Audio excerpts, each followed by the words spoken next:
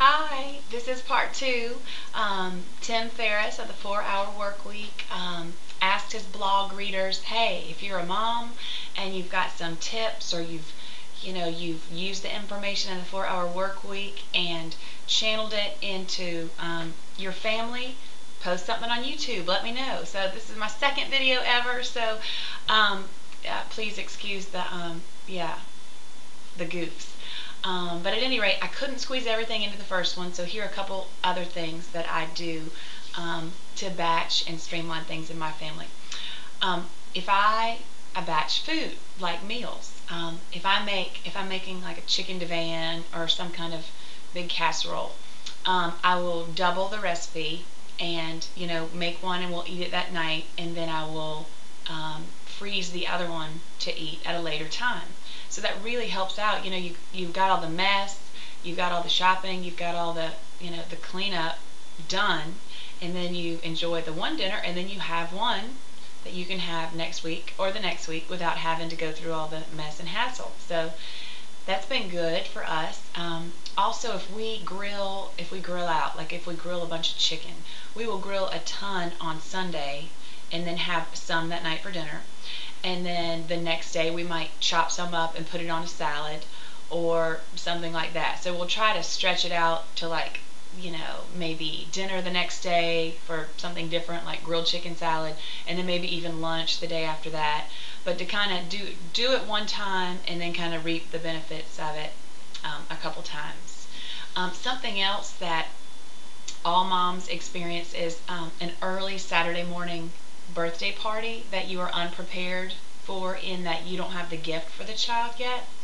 So if my boys ever come across some toy or something that they think is like the next greatest thing, some Hot Wheels set or something, when I find out they love it, I'll go back to the store when it's convenient for me or when I'm in that area, and I'll go ahead and get 2 or 3 of them and kind of stash them in our birthday giving closet or our gift closet, so that it's a gift that's a crowd pleaser. I know it's been tested, my boys love it, and so when we have other little boy birthdays that come around, I don't have to get them in the car, drag them down to Toys R Us and wrestle with them while I'm in there, about getting a gift. So it's done, we don't have to think about it.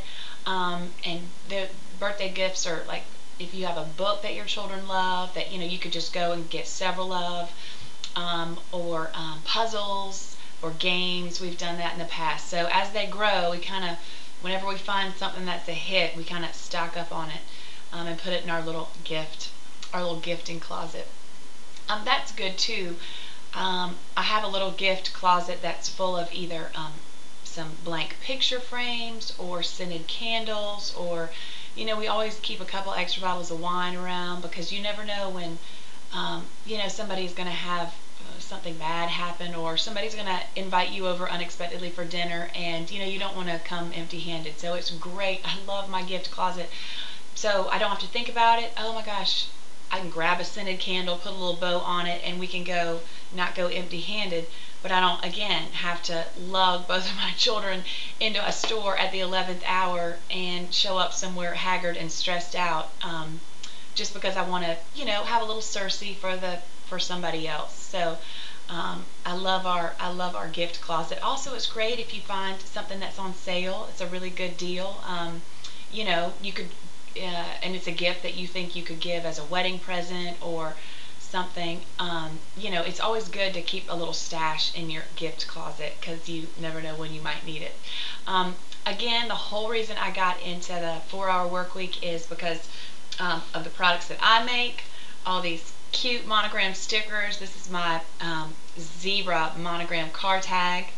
But it has helped me tremendously in my business, but also in our family life, and helping me be a better mom and really manage my household better. So if you'd like to see more of my things, please check out my website, electrasmonograms.com. I'm sorry, I haven't been on YouTube long enough to even know how to create a hyperlink, so if you're interested, you can certainly go there. And Tim, I just want to thank you so much for writing the book, because very few people that read that will actually go on to have a 4-hour work week like you, but I think it's so important for us all to have a paradigm shift that, we don't have to live this 9 to 5 existence. And, I love what I do, so I would naturally spend more than 4 hours a week in it.